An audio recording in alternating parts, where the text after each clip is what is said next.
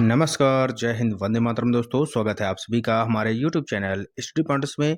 और आज है 9 मई 2023 और मैथ का जो आपका पेपर हुआ है सेकंड शिफ्ट का, तो उसके एनालिसिस के साथ हम यहाँ पर आ चुके हैं।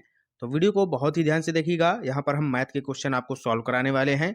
तो पेपर में कौन कौन से टॉपिक पूछे गए हैं तो उनको यहाँ पर हम डिस्कस करेंगे। तो वीडियो को आप लोग कर दीजिएगा लाइक और शेयर, और चैनल से अगर आप पहली बार जुड़े हैं तो चैनल को सब्सक्राइब कर लीजिएगा, बेल आइकॉन को प्रेस कर लीजिएगा, जिससे कि आने वाली वीडियो का नोटिफिकेशन आपको समय से मिल सके। तो चलिए शुरू करते हैं आज का इम्पोर्टेंट लेक्चर।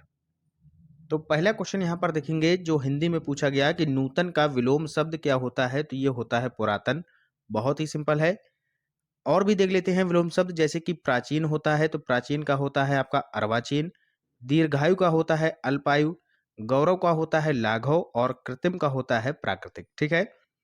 सूर्य का पर्यायवाची क्या होता है, तो सूर्य के कई पर्यायवाची होते हैं, जैसे कि दिनकर हो गया, दिवाकर हो गया, भानु, भास्कर, आदित्य, रवि, पतंग, अंशुमाली, सविता, अर्क, मार्तंड, प्रभाकर इत्यादि। ठीक है। तो ये सारे के सारे आपके सूर्य के पर्यायवाची होते हैं।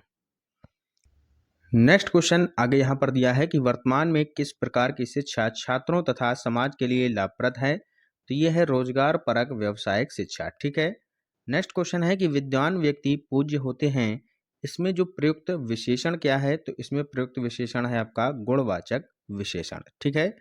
स्वस्थ शरीर में स्वस्थ मस्तिष्क का निर्माण किया जाता है, निर्माण करना ही शिक्षा है। सॉरी, यहाँ पर क्या लिखा है कि स्वस्थ शरीर में स्वस्थ मस्तिष्क का निर्माण करना ही शिक्षा है। ये कथन किसका है, तो ये कथन दिया गया है अरस्तु के द्वारा। ठीक है। किसका है? अरस्तु का। नेक्स्ट क्वेश्चन देखते हैं। राष्ट्रीय पाठचर्या की रूपरेखा 2005 अधिगम के रचनावादी उपागम पर बल देती है, क्योंकि वह डैश पर केंद्रित है। तो किस पर केंद्रित है? तो गतिविधियों में शामिल करते हुए शिक्षार्थियों की सक्रिय भागीदारिता पर ये जो है केंद्रित है। अगला क्वेश्चन है कि लॉरेंस कोहलबर्ग के नैतिक सिद्धांत के किस स्तर पर नैतिक मूलक सिद्धांत बालकों के आंतरिक नियंत्रण में रहता है, तो ये रहता है उत्तर परंपरागत स्तर पर। क्लियर। नेक्स्ट क्वेश्चन यहाँ पर इंग्लिश में दिया गया है कि रेगुलर का सिनोनिम क्या होगा, तो पंक्चुअल हो जाएगा। बेटर का एंटोनिम हो जाएगा आपका स्वीट। अगला क्वेश्चन है कि मानव कंकाल के साथ कुत्ते का जो कंकाल है वो कहाँ से प्राप्त हुआ है, तो कुत्ते का कंकाल प्राप्त हुआ है कहाँ से? बुर्ज होम, जो कि पड़ता है आपका जम्मू कश्मीर में। ठीक है। क्लियर हो गया। नेक्स्ट क्वेश्चन है यहाँ पर, अब बात करते हैं मैथ के क्वेश्चन के बारे में। पहला क्वेश्चन यहाँ पर पूछा गया कि एक पंक्ति में राहुल का क्रमांक दोनों ओर से 8 है, तो पंक्ति में कुल कितने व्यक्ति होंगे? तो अगर दोनों साइड से उसका जो क्रमांक है वो 8 है, चाहे वो इधर से चलें चाहे वो इधर से चलें, तो 8 और 8 16, और 16 में से एक माइनस कर देंगे तो 15 इसका राइट आंसर हो जाएगा। ये इसकी लगाने की ट्रिक होती है। क्लियर। चलते हैं आगे, नेक्स्ट क्वेश्चन देखते हैं। अगला प्रश्न है, बहुत ही अच्छा क्वेश्चन है। 2:20 पर घड़ी की दोनों सुइयों के बीच कितना कोण बनेगा? तो कितना कोण बनेगा ये आपको बताना है। यहाँ पर आपको एक फार्मूला याद रखना है। फार्मूला होता है कि 11m माइनस में 60h और बटे में होता है आपका 2। तो 11m का मतलब होता है मिनट, तो मिनट यहाँ पर दिए गए हैं 20 मिनट, प्लस यहाँ पर सॉरी माइनस होगा यहाँ पर, तो माइनस हो जाएगा 60h। 60 और h क्या है? h यहाँ पर दिया गया है आपका 2 बजकर। ठीक है। तो 2 हो जाएगा, बटे में हो जाएगा 2। 11 का गुणा 20 में करेंगे तो हो जाएगा 220, माइनस में 60 दूनी 120 बटे में 2। तो ये हो जाएगा 220 से जब 120 माइनस करेंगे तो 100 बटे में 2, यानी कि 50 हमारा यहाँ पर राइट आंसर हो जाएगा। 50 डिग्री आपका यहाँ पर सही उत्तर हो जाएगा। ये आपको फार्मूला याद रखना है, 11m minus 60h upon 2। Clear. Next question यहाँ पर दिया गया है, क्वेश्चन नंबर 13। 956 प्लस 479 का स्क्वायर प्लस 956 माइनस 479 का स्क्वायर और बटे में 956 इंटू 956 479 इंटू 479। तो ये बच्चों एक फार्मूला आपने पढ़ा होगा। ये यहाँ पर लिखा है a प्लस बी का होल स्क्वायर प्लस में ए स्क्वायर, सॉरी ए क्या लिखा है यहाँ पर, a माइनस बी का होल स्क्वायर बटे में ए स्क्वायर प्लस में बी स्क्वायर, ये यहाँ पर लिखा है। तो यहाँ पर क्या हो जाएगा, 2 कोष्टक में हो जाएगा ए स्क्वायर प्लस बी स्क्वायर और अपॉन में ए स्क्वायर प्लस बी स्क्वायर पहले से दिया गया है। तो ए स्क्वायर प्लस बी स्क्वायर से ये खत्म हो जाएगा और 2 यहाँ पर आपका राइट आंसर आ जाएगा। ठीक है, यानी कि ए की जगह यहाँ पर 956 दिया है और बी की जगह 479 दिया है। तो यही फार्मूला यहाँ पर अप्लाई कर देंगे, आंसर आपका 2 यहाँ पर निकल कर आ जाएगा। क्लियर।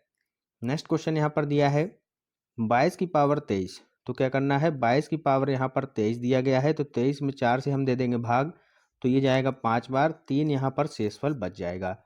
तो 22 का हमें 3 बार यहाँ पर गुणा करना होगा। तो 22 का 3 बार जब हम यहाँ पर गुणा करेंगे तो 2 दूनी 4 दूनी 8, तो 8 यहाँ पर हमारा जो है आपका राइट आंसर आ जाएगा। क्लियर है, 8 इसका राइट आंसर हो जाएगा इकाई का अंक। चलते हैं आगे, नेक्स्ट क्वेश्चन देखते हैं। 1 से 50 तक संख्याओं के बीच में कितनी अभाज्य संख्याएं होती हैं? तो ये होती हैं बच्चों 15। ठीक है, अभाज्य संख्याएं किसे कहते हैं? वे संख्याएं जो स्वयं से कटती हैं और जिनके केवल 2 गुणनखंड होते हैं अभाज्य संख्याएं कहलाती हैं। तो 2 हो गया, 3 हो गया, 5, 7, 11, 13, इस तरीके से आपकी टोटल यहाँ पर ये 15 संख्याएं यहाँ पर दी गई हैं, लेकिन यहाँ पर पूरी ये दी गई हैं 100 तक की। तो यहाँ पर आपसे केवल पूछा गया है 1 से 50 तक की, तो आपका आंसर हो जाएगा 15। ठीक है, क्लियर हो गया। यहाँ पर टोटल 100 तक की दी गई हैं। चलते हैं आगे, नेक्स्ट क्वेश्चन देखते हैं। अगला क्वेश्चन है कि 14/33, 42/55 और 21/22 इसका महत्तम समावर्तक ज्ञात करना है। तो मासा अगर निकालना है तो 14, 42 और 21 का मासा सबसे पहले निकालेंगे, कितना हो जाएगा?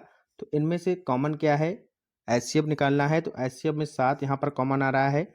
33, 55, 22 इसका हमें निकालना होगा। 33, 55, 22 का लासा यानी कि एलसीएम, तो ये आ जाएगा 330। ठीक है, ये तो सभी को निकालना आता होगा, अगर नहीं आता है तो डिटेल वीडियो में हम आपको यहाँ पर बता देंगे, आसानी से आप समझ जाएंगे। ठीक है, अगला क्वेश्चन है बहुत ही सिंपल है। दशमलव भिन्न जो है इसको साधारण भिन्न में बदलना है। तो 0.6 है, इसको हटाएंगे दशमलव को तो बटे में 10 आ जाएगा। 2 तिहाई 6, 2 पच्चे 10। ठीक है, तो 3/5 इसका राइट आंसर आ जाएगा। क्लियर हो गया। नेक्स्ट क्वेश्चन, ये हम आपको करा चुके हैं पहले ही क्वेश्चन। यहाँ पर क्या ट्रिक अप्लाई होती है? पहले यहाँ पर 1, 2, 3, 4, 5 और 6। ठीक है, तो 1, 2, 3, 4, 5 तक हम लिख लेंगे, लेकिन जो छठवां होगा उसमें हमें ये आधा आधा जो हम छोड़े जा रहे हैं इसको यहाँ पर लिखना होता है। ठीक है, तो ये आधा आधा यहाँ पर जोड़ लेना है। इसको मिलाकर 1 हो गया, ये इसको मिलाकर 1 हो गया और ये 1 हो गया, यानी कि 3। तो 6 + 3 9। तो इसका आंसर हो जाएगा 1, 2, 3, 4, 5, 9। यही हमारा राइट आंसर हो जाएगा। ये इसकी ट्रिक होती है। ठीक है, पहले भी क्वेश्चन ये पूछा गया है, हमने आपको कराया था।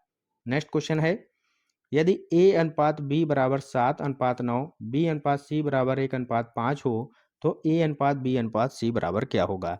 यहाँ पर बच्चों एक ट्रिक होती है, आपको यहाँ पर याद कर लेना है। A अनुपात B बराबर दिया गया है 7:9 और B अनुपात C बराबर दिया गया है क्या? 1:5। यही तो दिया गया है। अब उल्टा n आपको बनाना है। उल्टा n मतलब कि इस तरीके से n आपको बनाना है। तो 7 का गुणा 1 में करेंगे तो 7 आ जाएगा। फिर 9 का गुणा 1 में, यानी कि 1 का गुणा 9 में, पहले 7 और 1 का गुणा किया तो 7, फिर अनुपात लगा दिया। फिर 1 का गुणा इधर इस साइड करेंगे तो 9 हो जाएगा। फिर 9 का गुणा 5 में करेंगे तो 45 हो जाएगा। इस तरीके से ये यहाँ पर ट्रिक लगानी है उल्टा n वाली। समझ में आ गया? तो 7:9:45 इसका सही उत्तर हो जाएगा। क्लियर। नेक्स्ट क्वेश्चन है यहाँ पर रूट वाला। ये क्वेश्चन भी हमने आपको कराया है।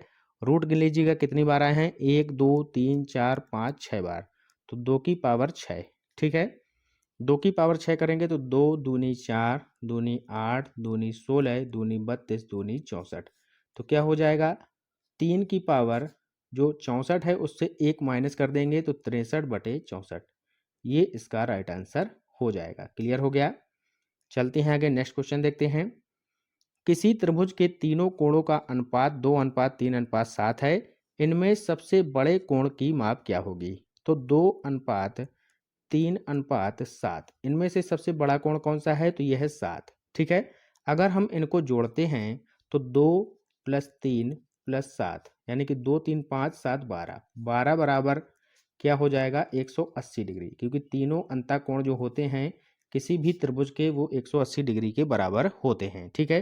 तो 12 बराबर अगर 180 है तो 1 बराबर क्या हो जाएगा 15, 12 से काट देंगे 180 को। 1 बराबर अगर 15 है तो 7 बराबर, जो हमें सबसे बड़ा कोण पूछा गया है, तो 7 बराबर क्या हो जाएगा 7 इंटू में 15 105 डिग्री। समझ में आ गया। अगर सबसे छोटा पूछा जाता तो 2 में गुणा कर देते 15 का, तो ये हो जाता 30 डिग्री। ठीक है, समझ में आ रहा है। इस तरीके से इसको शॉर्ट ट्रिक के माध्यम से करना है। एक्स यहाँ पर आपको नहीं मानना है, ये आप लोग ध्यान रखिएगा। ठीक है, तो ये सारे क्वेश्चन थे जो कि हमने आपके साथ डिस्कस किए। वीडियो आपको कैसा लगा जरूर हमें कमेंट बॉक्स में बताएं। मिलते हैं नेक्स्ट वीडियो में, तब तक के लिए good night, have a nice day. जय हिंद, जय भारत।